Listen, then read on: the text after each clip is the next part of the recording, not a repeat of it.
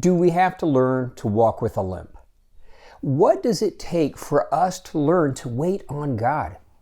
What I'm talking about is this. Recently I was chatting with someone about this tendency that we all have to periodically jump into something, to run ahead of God and not wait on Him. Some great idea, something that seems amazing, and usually with mixed results at best.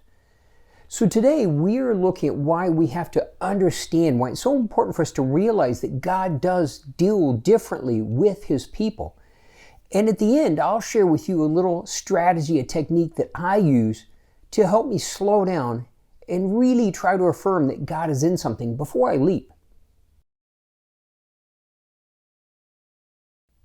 I started out by asking, do we have to walk with a limp? See, Jacob is just like you and I. So much of his life, he was striving to get ahead, striving to be blessed, trying to make things happen. Even though God had promised him that He would be with him and that he would be blessed. God had made these amazing promises. And so in spite of those promises, though, what we saw in Jacob's life so often is him trying to work out strategies on his own to get ahead. And that created a lot of heartache. And then there came the moment when he wrestled with God. Now, in doing so, he was asking for a blessing, but what he got was radically different. See, God in that moment changed his identity. And we see from that point forward that he didn't really strive. Now, he wasn't perfect. He still made mistakes, but he wasn't striving any longer. But in the process, he walked away with a limp, a physical reminder of the encounter with God. Now, for you and I, we do need to understand that God does deal differently with His people in so many areas. And the sooner we grasp that, the sooner we can let go of, say, worldly strategies and more align with how God does things. And a great example of that is this. For entrepreneurs, there's a very popular fad this day called failing fast. And basically, what is it? Trying lots of things and failing at them until you find the one that works. Now, I get that if you don't have God leading you, that can seem to make a lot of sense. But God does deal differently with His people. And what God wants is not just to give us direction, but He wants to be with us through the whole process. He wants to, in that process, mold us, mature us, strengthen us, and yes, bless us at the same time. He wants to use us in that process in all that He puts into our life to impact others, that He would be glorified.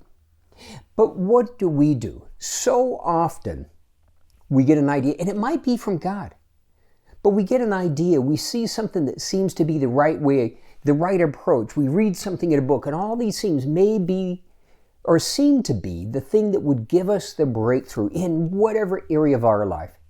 And so we immediately jump into it without waiting on God. And what we're doing in that moment is kind of like Abraham with Ishmael. God had made this amazing promise to Abraham, just like God has made amazing promises to you and I. And He made this amazing promise, but when Abraham hadn't seen it fulfilled in what seemed like a reasonable amount of time, he helped God out. And in the process, he had Ishmael.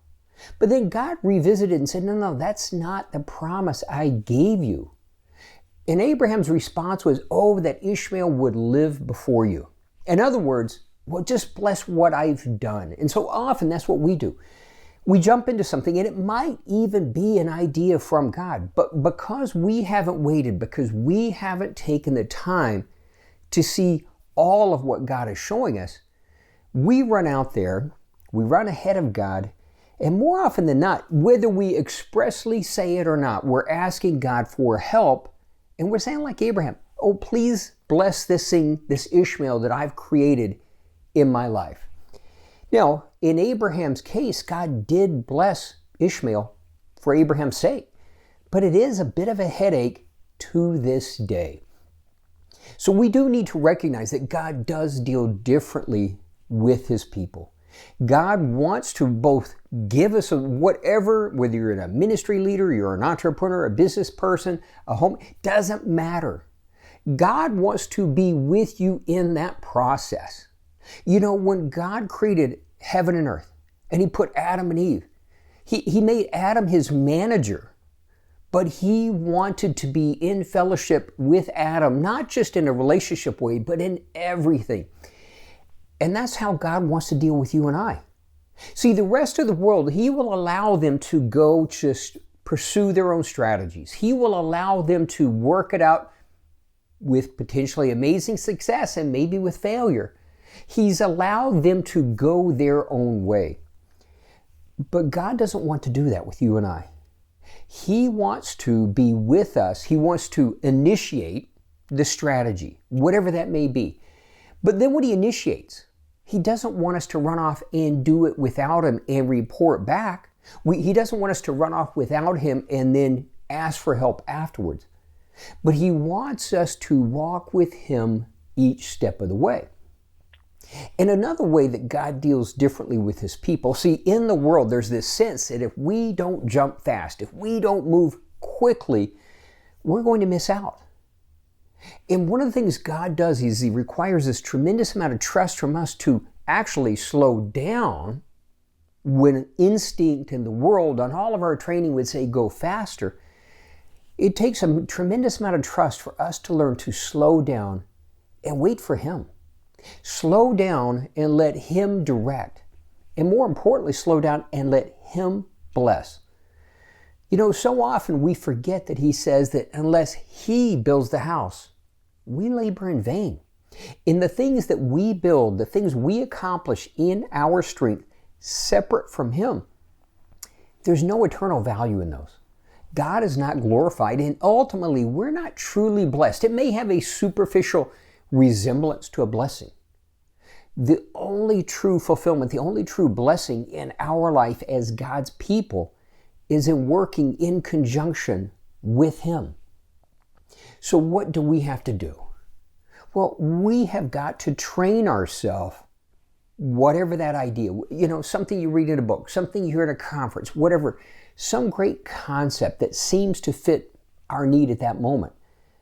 That learning to take a moment and step back and make sure that both is God, and more importantly, even if it is God, specifically, how does He want us to approach it? See, so often God can't show us things because what do? He would want to give us a glimpse, a view of what He wants to accomplish, what He's going to do in our lives. And as soon as He does, and I've done it, we've all done it. What do? We run ahead, like we take that tiny little view and we run for it.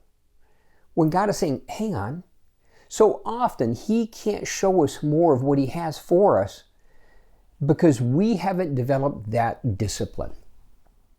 So on a final thought, something that I developed, worked out, whatever, years ago for me, and more than anything, it's just that mental reminder, hang on, take a step back. And I call it stop, go. And why? You get the idea, you see something, whatever, well, okay, stop. Instead of that tendency to take off, and especially with me, what do? Stop, go. It gets my attention that, hang on, back up. Let's get some confirmation. Let's take a little more time. The market seems like it's getting away from you. The opportunity seems like it's getting away from you. Learning that I would rather be a day late with God than a day early without God. So stop, go is that reminder to me, that mental trigger to say, hang on, slow down.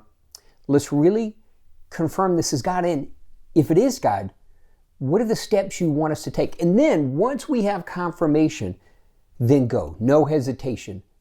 Once we have that confirmation, be like Abraham.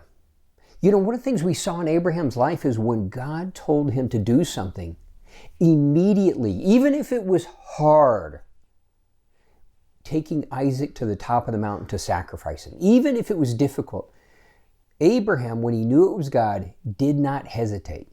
That's the go part. But it takes training and discipline for us to recognize before we get to that part, taking that moment, slowing down, making sure it's God.